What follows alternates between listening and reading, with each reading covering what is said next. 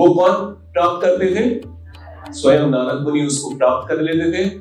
और इसके पूर्व श्लोक में वो यही बता रहे हैं कि उनकी अनुमति से मैं केवल एक बार उनकी झूठन खाता था और ऐसा करने से मेरे सारे पाप तुरंत ही नष्ट हो गए। क्या हुआ ऐसा करने से? उस जन्म के और उससे पूर्व जन्म के जो भी पाप है, जिनकी वजह से हमें बार बार क्या करना होता है, वापस इस चक्र में, जन्म और मृत्यु के चक्र में आना पड़ता है। तो वो सभी पाप और वो सभी जितने भी कर्म हैं, उनका सबका क्या हो गया? नाश हो गया। और इस प्रकार सेवा में लगे रहने से नारद मुनि कह रहे हैं कि मेरा हृदय शुद्ध हो गया और तब वेदांतियों का स्वभाव मेरे लिए अत्यंत आकर्षक हो गया और मेरा उनके प्रति आकर्षण क्या हो गया? बहुत। एक तो उनके सारे पापों का नाश हो गया, दूसरा उनका हृदय शुद्ध हो गया, तीसरा उन भक्तों के प्रति वो बहुत ही ज्यादा आकर्षित भी हुए। तो ये पिछले श्लोक में बताया और आज के श्लोक में जो बहुत ही महत्वपूर्ण है वो बता रहे हैं व्यासदेव जी को, नारद मुनि, कि हे व्यासदेव, मेरे साथ हो रहे हैं, हे व्यासदेव, उस संगति में तथा उन महान वेदांतियों की कृपा से मैं उनके द्वारा भगवान कृष्ण की मनोहर लीलाओं का वर्णन सुन सका और इस प्रकार ध्यान पूर्वक सुनते रहने से भगवान के विषय में प्रति क्षण अधिकाधिक सुनने के प्रति मेरी रुचि बढ़ती ही गई। तो यहाँ पे और आगे फर्दर नारद मुनि रिवील कर रहे हैं सीक्रेट। एक तो उनका मैंने झूठा खाया, उससे मेरे सारे पाप क्या हो गए? नष्ट हो गए। मेरा हृदय क्या हो गया? मैं उनकी तरफ आकर्षित हो गया। और फिर क्या हुआ आगे?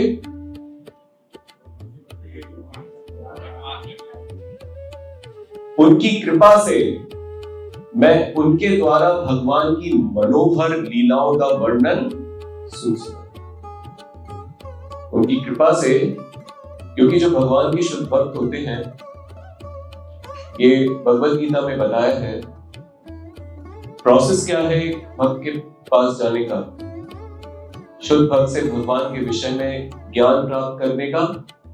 और भगवान के प्रति सिर्फ ज्ञान प्राप्त करना काफी नहीं होता, ज्ञान प्राप्त करने के बाद भगवान से आकर्षण कैसे प्राप्त हो। ज्ञानी बहुत है और जो प्रेमी है कृष्ण के वो बहुत ही कम। तो कैसे भगवान के प्रति उनका आकर्षण बढ़े, ये बहुत महत्वपूर्ण है। तो इसके लिए भगवान भगवद गीता में क्या बताते हैं? तद विद्धि प्रति प्रणिपातेन। पहले आपको सबसे पहले ऐसे शुद्ध भक्त के सामने क्या होना पड़ेगा? समर्पित होना पड़ेगा। समर्पित होने का अर्थ है हमारी जो बुद्धि है ना, बहुत स्वतंत्र रहना चाहती, जैसा मन में आए वैसा हम करें, जैसा जीवन हम शैली अपनी रखनी चाहे वैसा रखें। तो किसी को समर्पित नहीं होते हैं। पर अगर भगवान की भक्ति, प्रेम प्राप्त करना है तो अपने अहंकार और ये जो दूषित बुद्धि है,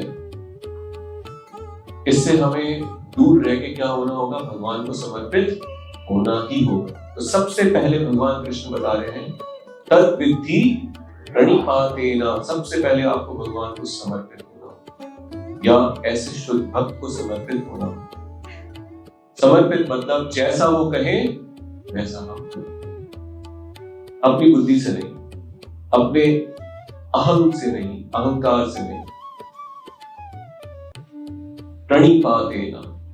उसके बाद इस क्रम में आगे आता है परिप्रश्नेन।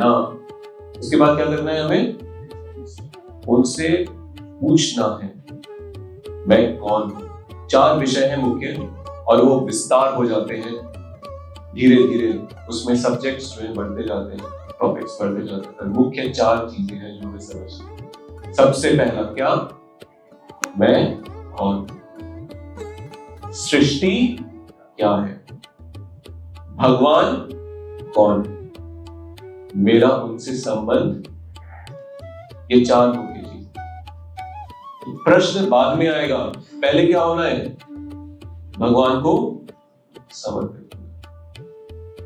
समर्पित हुए, प्रश्न किया, उत्तर भी मिलेगा, क्योंकि समर्पित भाव से, सेवा भाव से आप प्रश्न कर रहे हैं, तो उनकी कृपा मिलेगी। तब कृपा मिलती है और तब सही उत्तर, और उनमें भी रुचि आती है कि आपको वो मार्गदर्शन करें। अगर अहंकारवश और अपनी बुद्धि पे बहुत ज्यादा हम पे विश्वास है, ऐसे भाव से अगर हम जाएंगे शुद्ध भक्त के पास या भगवान के पास, तो उनको भी बताने की कोई रुचि, उनकी कृपा नहीं मिलेगी। इसलिए ये 2 स्तर होने के बाद परिप्रश्नेना, फिर तीसरा क्या होता है? सेवया। सेवया मतलब, क्योंकि उनकी इतनी कृपा आपको मिली कि आपको अपने जीवन का लक्ष्य, आपको अपने जीवन का उद्देश्य, जिन चीजों में आप उलझे हुए थे, आपको पता ही नहीं कि जीवन आप किस उद्देश्य के लिए जी रहे हैं,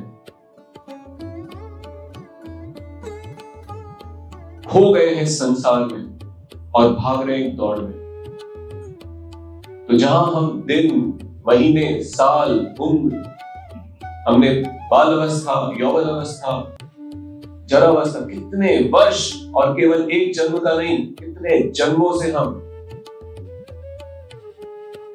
पता नहीं है हमें क्या करना है, भटक रहे हैं। ब्रह्मांड भ्रमिते कौन भाग्यवान, गुरु कृष्ण कृपा पाए। आपको कृपा मिला है, और आपका मन में वो भाव होना चाहिए, मुझे इनकी सेवा करनी।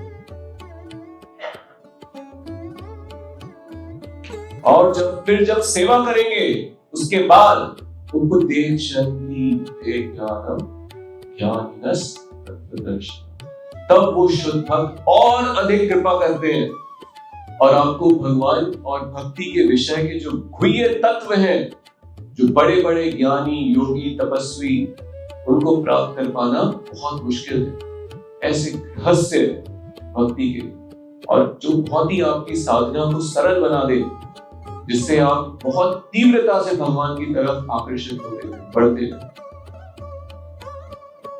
वो उनकी कृपा से आपको, आपकी साधना बहुत सरल हो जाती है। आपको ऐसे रहस्य पता लगते हैं जिससे आपका जप, आपकी साधना, भगवान में आकर्षण और तीव्रता से बढ़ता है। तो तब वो उपदेश देते हैं, उपदेशन्ति ते ज्ञानम ज्ञानिनस् तत्त्वदर्शिनः।